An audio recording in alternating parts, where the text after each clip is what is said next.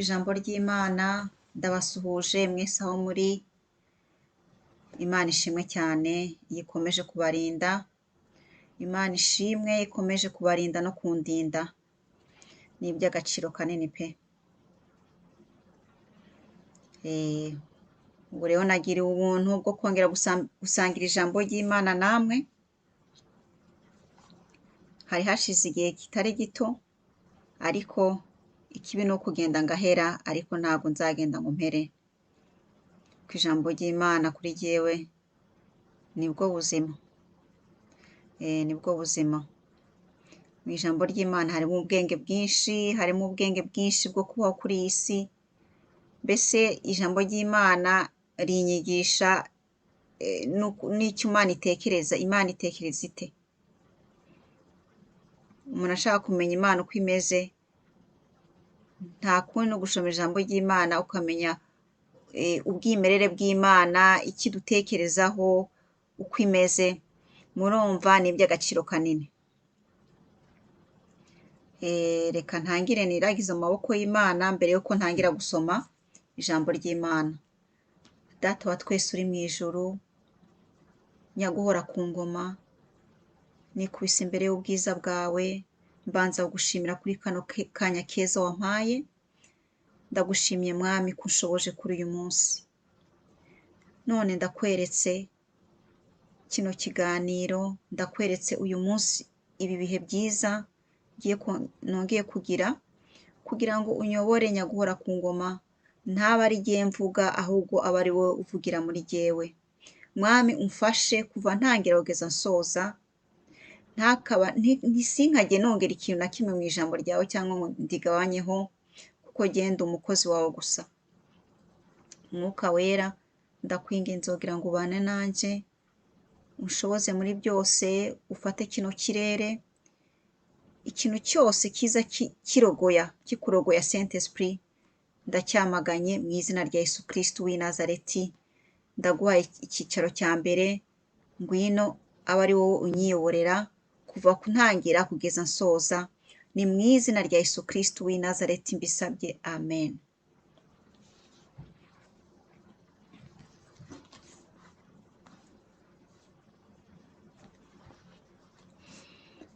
Rero turatangiye, tugeze mu itangiriro 45.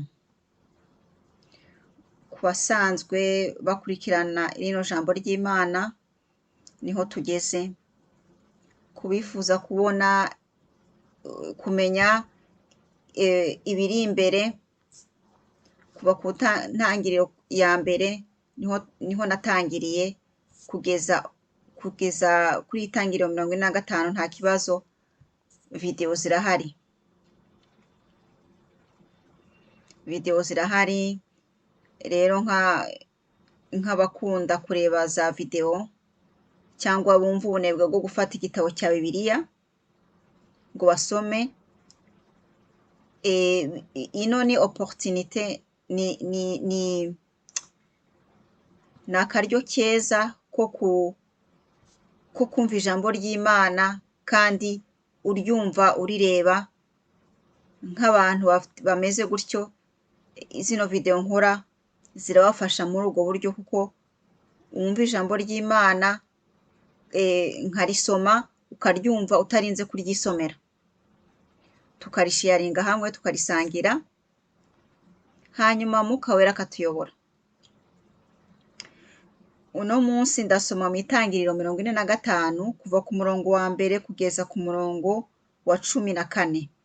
Dusome mu izina rya Yesu Kristo. Yozefu yibwira bene se. Nuko Yozefu ananirwa kwiyumanganya imbere y'abagaragu be bose, avuga aranguruye ati, nimusohore abantu bose. Bamaze gusohoka, asigarana na bene se, maze arabibwira. Ararira cyane, araboroga, ku buryo Abanyamisiri bamwumvise, ndetse iyo nkuru igera ibwami. Yozefu abwira bene se ati, ndi Yozefu, koko se data aracyariho? Ariko bene se bagira ubwoba cyane, ntibagira icyo bamusubiza. Yozefu arababwira ati, nimwigire hino. Bamaze kumwegera arakomeza ati, ndi Yozefu mwene so, mwagurishije bakanzana mu Misiri. Nimuhumure kandi ntimwirenganyirize ko mwangenje mutyo. Imana niyo yatumye mbabanziriza kuza ino, kugira ngo izakize abantu inzara. None hashize imyaka 2 inzara iteye, kandi hasigaye indi 5 ntawe uzahinga ngo asarure. Imana yakoze igitangaza ituma mbabanziriza kugira ngo izabakize inzara, urubyaro rwanyu rutazazima. Simwe rero mwatumye nzino, ahubwo n'Imana niyo yangize umutware mukuru w'umwami wa Misiri, impa kuyobora ingoro ye no gutegeka igihugu cye cyose. Nimwihute musubire kwa data, mumumbwirire muti, Imana yampaye gutegeka Misiri yose, none tebuka unsange. Uzatura hafi yanjye mu ntara ya Gosheni, wowe n'abana bawe n'abuzukuru bawe, n'amashyo yawe n'imikumbi yawe, n'ibyo utunze byose. Niho nzaguhera ibigutunga, wowe n'umuryango wawe n'amatungo yawe, utazavaho usonza, kuko hasigaye indi myaka 5 y'inzara. Mwanyiboneye mwese, ndetse nawe mwene mama Benyamini, nta gushidikanya ndi Yozefu. Nimugende rero mutekerereze data icyubahiro cyose mfite ino mu Misiri, n'ibyo mwabonye byose, kandi muzihutire kumuzana. Yozefu ahobera mwene nyina Benyamini cyane, bombi bararira. Asoma bene se bose arira, hanyuma baraganira. Iryo ryari ijambo ry'Imana. Amen. Murumva aho iyi nkuru igeze. Iyi nkuru ya Yozefu igeze ahantu haryoshye cyane. Igeze ahantu heza cyane pe. Ko agomba, igihe cyarageze yumva ko agomba kwibwira bene se uwo ari we. Yakomeje kubihishahisha,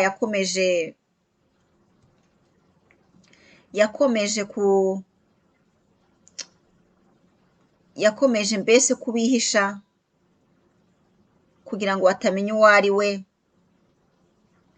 n'ururimi rwabo ntaruvuge, mbese kugira ngo yakoze igishoboka cyose kugira ngo batadevina ko ari Yozefu.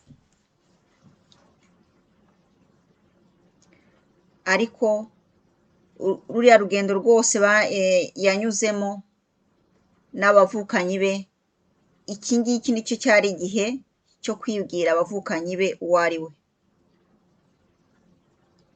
Ni igihe nk'uko mwabyumvise, mbese ama emosiyo yaramufashe, kandi ni ibintu byumvikana. Ararira ku buryo n'abari kure cyane uwo muborogo w'umutware wabo bawumvise.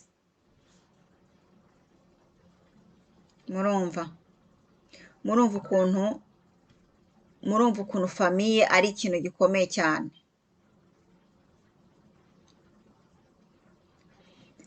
Umuryango ni ikintu gikomeye cyane.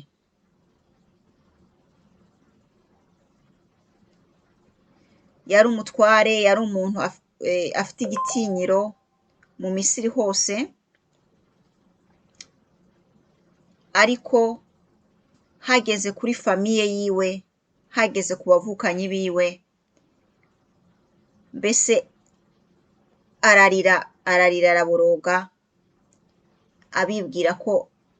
abibwira ko bavukana, mbega kandi yari umuntu w'umugabo wubashwe, ariko ibyo byose ntibyamukanze, mbese yagize santima nyinshi nawe atashoboye gukontorora, yibwira abavukanyi biwe kandi kandi bagira ubwoba bwinshi, nabo baratunguwe pe, bagize ubwoba bwinshi, arabahumuriza ati ntimugire ubwoba, mwirenganya ku byo mwankoreye, kuko yari imipango y'Imana yagiraga ngo izabakize inzara ntituzahone. Murumva? Mbese ibintu byabereye aho ngaho ni ibintu biteye emosiyo cyane, ni ibintu biteye emosiyo. Uwiteka agira neza, Uwiteka agira neza.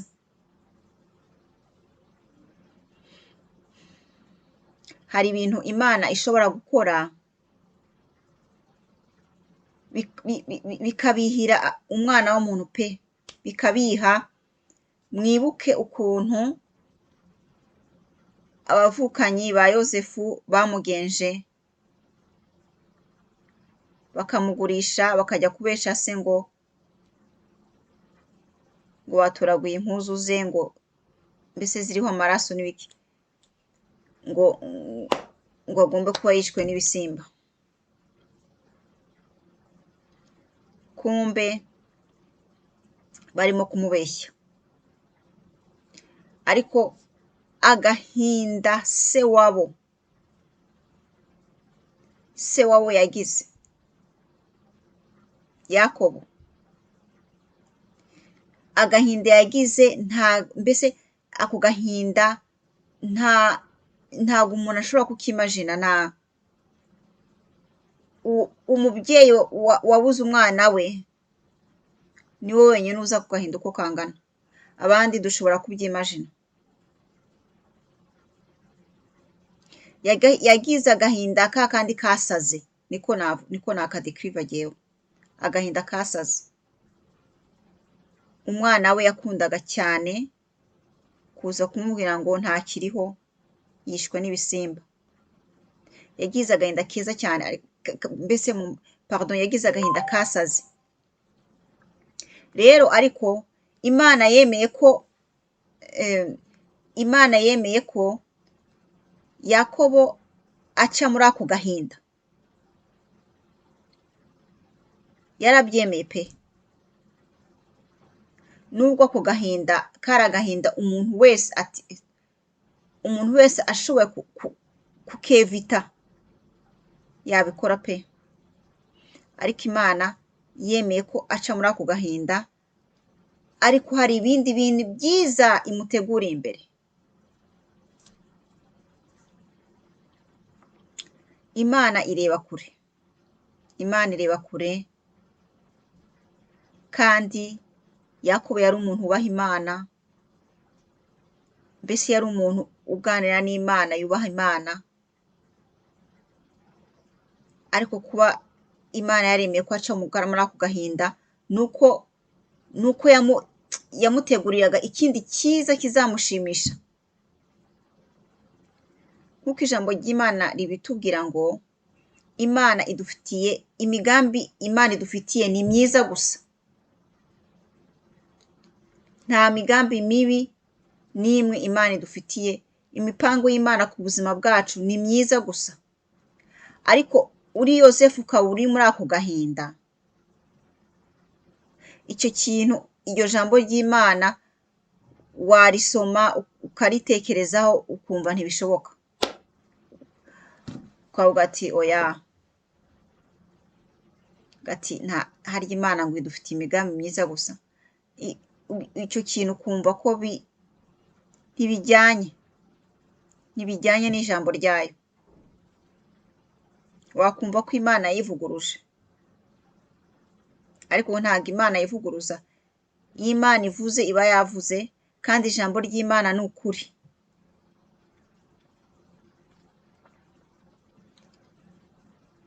byari kuba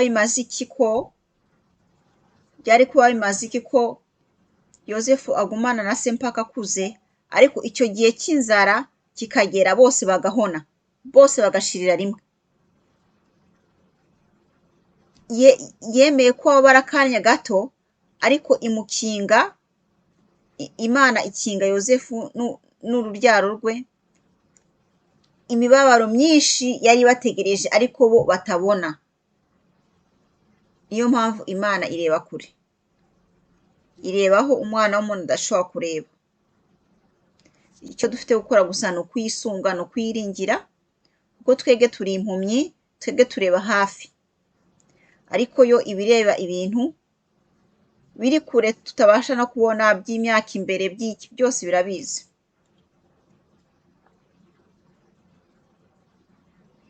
Murumva ko yosefu yabwiye abavukanyi be ati bino bintu ni iby'Imana yari yakoze kugira ngo tutazashira twese. Murumva,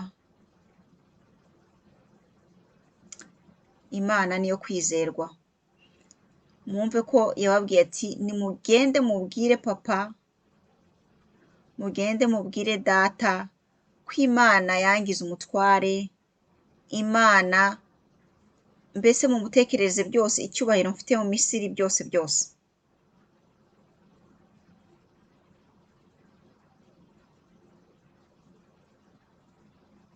Namwe mutekereze ukuntu bene se bagiye kubwira papa wabo ukuntu yosefu akiriho, ukuntu Imana yamugize umutware, mbese byose.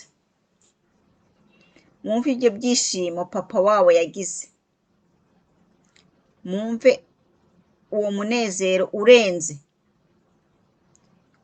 waje uhanagura ka gahinda kasaze. Kandi ako gahinda nyine, ngo abantu bakunze kuvuga ngo uko iminsi igenda niko agahinda kaba gato, kagabanuka.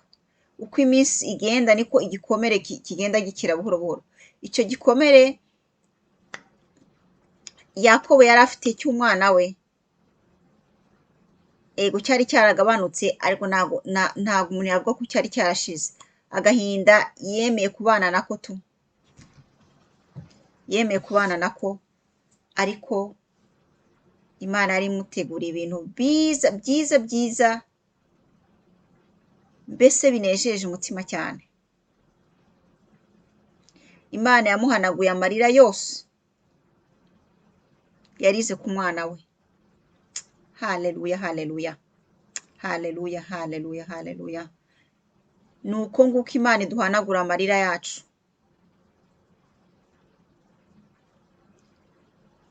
Iyo tubabaye dufite agahinda, ntabwo Imana yaturemye idukunda yishimira ko tuba mu gahinda. Imana iba ishaka ko twishima. Ya mafuru yose Saint Esprit itanga avuga ngo ibyishimo, urukundo, amahoro, biriya nibyo Imana yifuza kubona ku bana bayo. Ikintu cyiza kikuraho ibyishimo mu mwana w'umuntu, icyo kintu ntabwo gishimisha n'Imana. Ni nk'uko wagira umwana wawe uhora wishimye, kandi ukabona ko uhora wishimye, ukora ikintu icyo ari cyo cyose kugira ngo umwana wawe yishime. Wagira gutya rimwe ukabona umwana wawe ntagiseka, umwana wawe ahora mu gahinda, umwana wawe ahora arira. Mwumve nk'umubyeyi agahinda umubyeyi agira. Ni nako gahinda Imana yacu igira iyo tutishimye. Iyo turi mu gahinda, iyo turi mu mubabaro, iyo turimo kurira, niko gahinda Imana igira. Irakagira kuko twebwe turi abanyabyaha, kandi tukagirira imbabazi nyinshi abana bacu. Imana yo yera, Imana iri saint, yoyo ako gahinda igira kangana gute iyo tutari mu byishimo, iyo tutari mu mahoro? irahangayika nk'uko duhangayikira abana bacu, nayo niko ihangayika.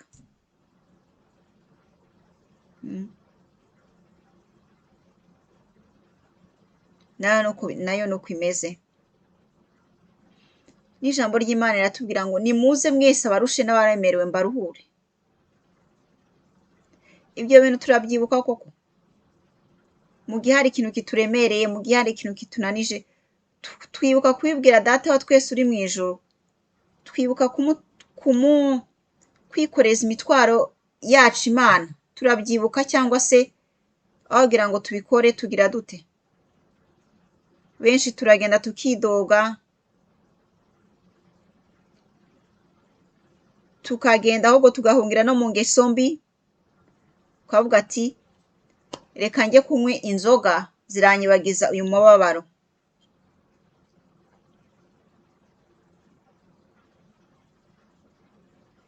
Reka nkore biriya byose, biriya bidashimisha Imana, biriya abana b'abantu bahungiramo ngo biratwibagiza imibabaro. Biriya bise ugiye ukahungira mu nzoga, inzoga zongereza ibibazo. Rero ni ugucunganwa n'imibabaro dufite kugira kuri iyi si, kuko Imana yo yarabyivugiye ati nimuze munsange mwigaroshe n'abaremerewe ndabaruhure. Kandi irongera atubwira ati ntimukagire ikibazo na kimwe, ntimukagire ikibazo na kimwe, ahubwo ntimukidodombe, ahubwo mu mashimwe, mu gusenga no mu kwinginga muzajye mumbwira icyo mwifuza. Murumva Imana itaratworoheje inzira? Imana yatworohereje inzira. Twebwe duca muri za nzira zitagiramo ibisubizo. Imana yatweretse inzira zirimo ibisubizo, ariko dutoranya iki? Dutoranya inzira zidutwara mu byago no mu miruho. Izo nizo nzira abana b'abantu twitoranyiriza, dushaka kwirwanirira, dushaka ibisubizo bya vuba vuba. N'ikintu nabonye abana b'abantu kitunanira ni ugutegereza igihe cy'Imana. Igihe cy'Imana kiratunanira gutegereza. Mu gihe umuntu azi ko yasenze Imana nk'uko iryo jambo ryayo ritubwira, ukaba uzi ko wabwiye Imana ibikuruhije, wabishyize mu maboko yawe, ahasigaye ni ugutegereza igihe cy'Imana kikagera ikadusubiza. Ariko icyo gihe cyo gutegereza twege kitubera kinini cyane, tunanirwa gutegereza. Muri uwo mwanya wo gutegereza Imana, none se ko Imana itabeshya? Imana yo ntago ibeshya, ijambo ryayo ni ukuri, ntago ribeshya. Ni twebwe twananiye Imana, ni twebwe tutazi gutegereza Imana n'igihe cyayo, ugasanga twishoye mu byago byinshi, ugasanga bya bibazo biragiye byikubye nk'inshuro 5. Murumva? Rero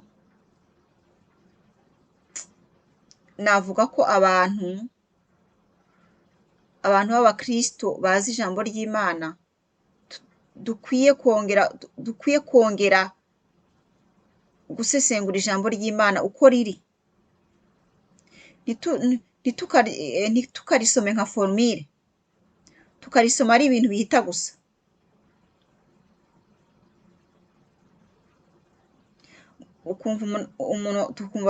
Umuntu arasoma ati nimuze mwese abarusha n'abaremerewe mbaruhure.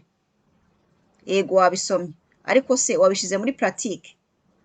Nabishize muri pratique. Aho ikibazo niho kiri. Ntago Imana yifuza ko dusoma ijambo ry'Imana cyangwa ngo turyumve, ariko ntiturikoreshe mu buzima bwacu bwa buri munsi. Nta kamaro biba bimaze, nta na gato. Iyo turi pratique, turipuratitse mu buzima bwacu nibwo ritugiriye akamaro, nibwo iryo jambo ry'Imana ritubyarira umusaruro.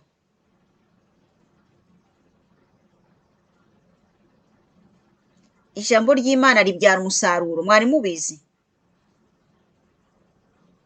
Mwari mubizi? Ariko ijambo ry'Imana ritubyarira umusaruro, nka kuma umuhinzi ajya guhinga, igihe kigeze agasarura, niko ijambo ry'Imana natwe ritubera. Tumaze kuryumva tukaripuratika, rihita ritubyarira umusaruro. Nicyo kintu gikurikiraho. Umaze kuripuratika rihita ritubyarira umusaruro. Rero ni ugutangira tugaca ubwenge.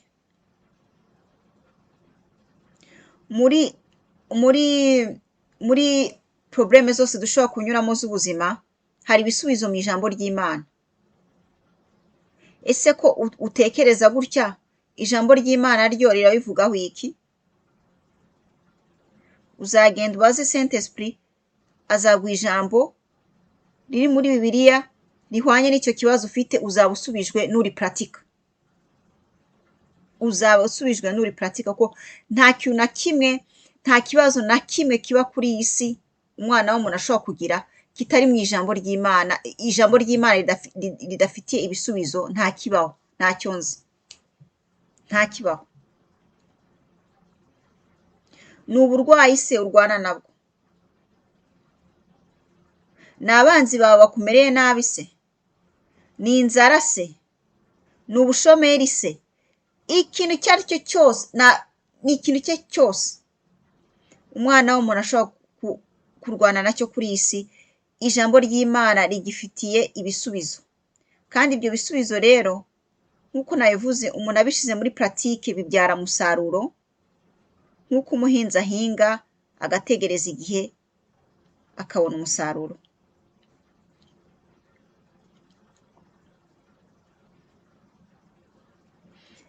Rero mukunzi w'ijambo ry'Imana, wowe urimo kunyumva, jyewe nawe dutangire tumenye ubwenge, dutangire dushire muri puratike, dushire mu bikorwa ijambo ry'Imana, nibwo rizagira icyo ritumarira,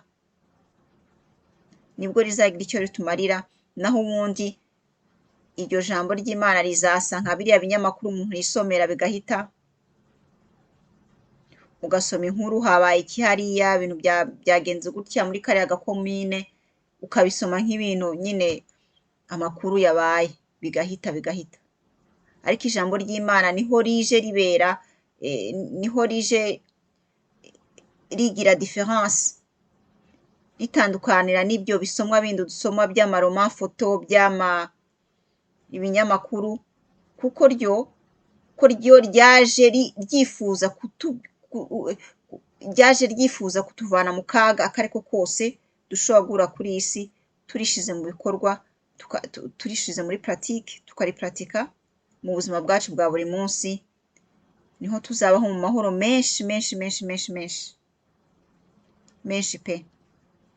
Niba hari ikintu cyiza kimerera umwana w'umuntu neza, ni amahoro y'umutima. Ni amahoro y'umutima. Iyo ufite ibintu biguhangayikishije nta mahoro ugira. Iyo urwaye, iyo ugize utese, nta mahoro ugira. Ariko ijambo ry'Imana riza rikubura ibyo byose rigakubura pe, tugasigara turi amahoro masa. Haleluya, amen. Ni ukuri rino jambo riramfashije, numva jyewe nkuyemo ibyanjye, namwe nizere ko mukuyemo ibyanyu, kugira ngo tubashe kwibera muri isi mu mahoro, kugira ngo tudacikwa n'imigisha y'Imana yatugeneye kubera kurangara, kunegirija, gufata minenerwa ijambo ry'Imana. Ibyo bigatuma tutinjira mu migisha Imana yatugeneye. Nuko muhezagirwe mwese aho muri, tuzongera dusubire ubutaha. Saint-Esprit akomeze abaganirize kuri iryo jambo, abaganirize iryo jambo ry'Imana mwumvise ribabyarire umusaruro. Shalom, shalom.